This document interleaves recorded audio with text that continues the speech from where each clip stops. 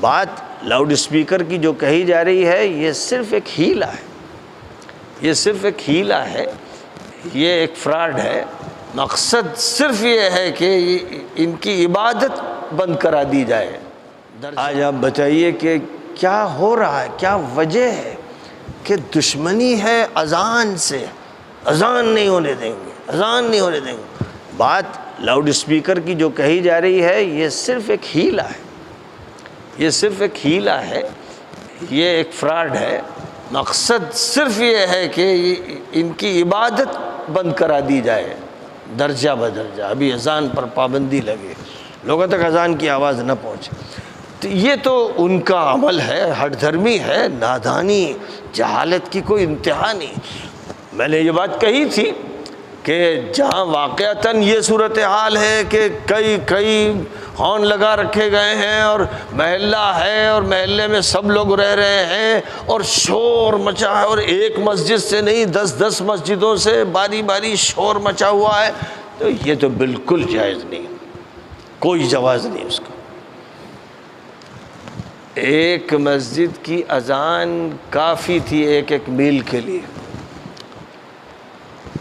اگر ایک وقت طے ہو جاتا کہ صاحب 12:30 بجے دوپہر کی اذان ہوگی، ایک مسجد میں بلند آواز سے ہو گئی، باقی تمام مسجدوں میں پست آواز سے، یعنی صرف بغیر مائک کے اذان ہو جائے گی، تو وقت سب کو معلوم ہو گیا اور سب اپنی وقت کی پابندی کرتے ہوئے پہنچ گئے اور بات پہنچ گئی اور مسئلہ حل ہو گیا اور چھیڑ چھاڑ نہیں ہوئی۔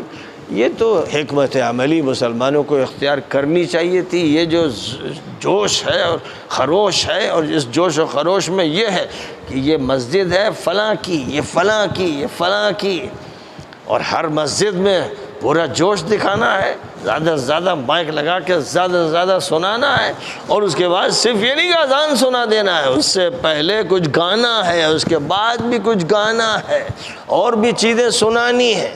تو یہ جو شور اور ہنگامہ ہے اس کو تو قبول نہیں کیا جائے گا۔ اس لیے اس کے خلاف جو کارروائی ہو رہی ہے، کورٹ بھی کر رہا ہے اور حکومت بھی کر رہی ہے، اس پر چیخنے چلانے سے کچھ ہونا نہیں اور نقصان پہنچے گا۔ مسلمانوں کی پر ذمہ داری ہے کہ وہ منظم کریں، اپنے علاقوں کو منظم کریں، اور اس بات کا خیال رکھیں کہ ان کے شور سے کسی مریض کو کوئی تکلیف نہ ہو، کسی سونے والے کو تکلیف نہ ہو، جو بھی غیر مسلم ہیں جو آرام کر رہے ہیں، اور ایسی صورتحال نہ ہو کہ جس سے پڑھائی مشکل ہو جائے اور دوسروں کے کام مشکل ہو جائیں۔ یہ صورتحال نہیں ہونی چاہیے۔ 2 منٹ کی جو اذان ہوتی ہے اس میں یہ بات نہیں ہوتی ہے، لیکن جہاں 10 منٹ تک اذانیں ہوتی رہتی ہیں، یہ واقعہ ہے، اور صرف اذان نہیں ہوتی ہے، تقریر بھی ہو رہی ہے بڑا زور و شور سے، پورا محلہ دور دور تک سن رہا ہے، کوئی استنجے خانے میں ہے، کوئی آرام کر رہا ہے، کوئی بیمار ہے، پریشان ہے، سب کو تقریر سنائی جا رہی پورے محلے میں۔ یہ تقریر نہیں سنائی جا رہی ہے، یہ ایک ظلم کیا جا رہا ہے، یہ زیادتی کی جا رہی ہے، کوئی جواز نہیں اس کا۔ جو مسجد میں آئے ہیں تقریر سننے، صرف ان تک آواز پہنچے بس۔ تو یہ سب جو حرکتیں مسلمان کر رہے ہیں، جہاں جہاں بھی کر رہے ہیں اور یہاں بھی کر رہے ہیں، تو وہ تو اپنے لیے مصیبتوں کا انتظام کر رہے ہیں، ان کو تو سمجھاتے ہیں تو سمجھتے نہیں ہیں، اور ادھر ادھر کی باتیں شروع کر دیتے ہیں۔ تو ایسے جاہلوں کا تو علاج پھر اللہ کے پاس ہوتا ہے، اور اللہ جس سے بھی کروانا چاہتا ہے کروا دیتا ہے۔ لیکن جو کام کرنے کا تھا وہ کیا تھا کہ اذان اسلام کا پیام ہے، اذان صرف نماز کی اطلاع نہیں ہے، اسلام کی دعوت ہے۔ اس لیے اذان کے بعد کیا کہا گیا؟ آپ کیا کہتے ہیں؟ اللہم رب هذه الدعوت التامہ،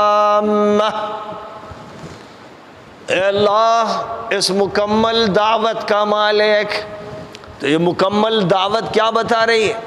یہ بتا رہی ہے اللہ اکبر، ایشور مہان ہے، ایشور مہان ہے، اشہد ان لا الہ الا اللہ، میں گواہی دیتا ہوں کہ ایشور ہی کی صرف پوجا کرنی چاہیے، اشہدو ان محمد رسول اللہ، میں گواہی دیتا ہوں کہ صرف محمد صلی اللہ علیہ وسلم یہ آخری سندیش لے کر آئے ہیں، یہ دودھ ہیں اس مالک کے، کریٹر کے، پروردگار کے، اور یہ میسج لے کر آئے ہیں، سندیشتا ہیں، سندیش لے کر آئے ہیں۔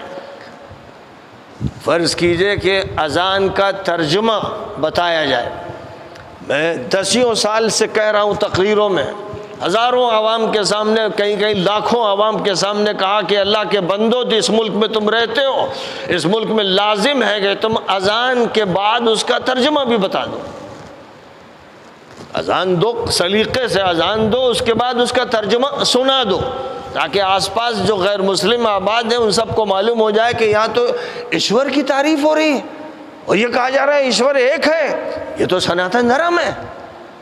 ہر ہندو بستر پہ بیٹھ جائے گا، سر جھکا لے گا، ادب کے ساتھ سنے گا، وہ مخالفت کر ہی نہیں سکتا، کیونکہ اگر مخالفت کرے گا تو اس کے مذہب کی مخالفت ہو جائے گی۔ وہ سب ایشور کو مانتے ہیں، اور سب سناتن دھرم کو مانتے ہیں، اور سب ایکتا کو، ایشور کی ایکتا کو مانتے ہیں، سب مانتے ہیں۔ وہ چاہے پوجا پاٹ کرتے ہو، ویسے ہی جیسے ہمارے یہاں جو قبر کی پوجا پاٹ کرتے ہیں، مانتے ہیں کہ اللہ ایک، ویسے وہ بھی مانتے ہیں کہ ایشور ایک، پوجا پاٹ کرتے ہیں مورتیوں کی۔ تو یہ کرنا چاہیے۔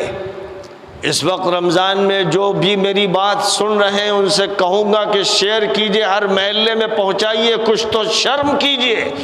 اللہ کی دعوت کے جو انتظامات آپ کے ہاتھ میں ہیں، اپنے جو مائک لگا رکھے ہیں، ان کا صرف اذان کے لیے، اور اذان بھی اچھی آواز میں ہونی چاہیے، اور اس کے بعد ترجمہ سنا دیجئے۔ جہاں آپ ہو، جہاں انگلش بولی جاتی ہے وہاں انگلش میں سنائیے، اور جہاں ملیالم ہو یا کنڑ ہو یا گجراتی ہو یا آسامی ہو یا ہندی ہو سنسکرت ہو، اس میں ان کا ترجمہ سنا دیجئے۔ اگر آپ یہ کریں گے تو آپ کی اس اذان کا نتیجہ یہ ہوگا کہ بہت سے غیر مسلم مسجد میں آ جائیں گے پوجا کے لیے کہ بھئی ہم بھی پوجا کرتے ہیں، وہ تو ہم اس کو مانتے ہیں، ہم ایشور کو مانتے ہیں، اور آپ ایشور کی طرف بلا رہے ہیں۔ لیکن آپ جب بلاتے ہیں تو یہ ایک الگ قوم ہے، گوشت کھانے والی قوم ہے، قربانی کرنے والی، جانوروں کو جو کاٹ کے پھینک دیتی ہے اور خون بہاتی ہے اور ان کی اوجھڑی پھینک دیتی ہے، یہ وہ قوم ہے، یہ وہ زور سے بول رہی ہے، اس کا حق ہے، سمویدھان نے ہمیں حق دیا۔ یہ بولیے، یہ وہ بولی ہے جس سے ظاہر ہے کہ دوسرا آدمی پھر چڑھتا ہی ہے، غصہ ہوتا ہے، بلکہ سوچتا ہے کہ بھئی ان کا تو ٹھیک سے علاج کر دینا چاہیے۔ یہ ساری تباہی جو مسلط ہوئی ہے اس میں بنیادی کردار مسلمانوں کا ہے کہ انہوں نے اپنا کام چھوڑ دیا ہے، اپنا مشن چھوڑ دیا ہے۔ کم از کم پورے ملک کی جو لاکھوں اذانیں ہیں ان کے ذریعے سے کروڑوں انسانوں تک دعوت پہنچا دی جائے کہ ایشور مہان ہے۔ میں گواہی دیتا ہوں کہ ایشور کی ہی پوجا ہونی ہے، مورتیوں کی نہیں، بتوں کی نہیں، اور کسی چیز کی نہیں ہونی ہے۔ یہ دعوت تمام لوگوں تک پہنچ جانی چاہیے۔ ایک آسان راستہ ہے، سب سن رہے ہیں اور اس سن کر وہ غصے میں آ رہے ہیں اور ٹینشن میں مبتلا ہو رہے ہیں، قانون بنائے جا رہے ہیں، باتیں ہو رہی ہیں۔ آپ اپنی دعوت دے دیجئے، پھر اگر وہ ضد کریں گے اور ہٹ درمی کریں گے، دعوت کی حجت کے بعد ضد اور عناد کرنے والے اللہ کی پکڑ سے بچتے نہیں، اور اگر دعوت کی حجت ان پر قائم نہیں ہوئی تو آپ کی پکڑ ہو جائے گی، ان کی نہیں ہوگی۔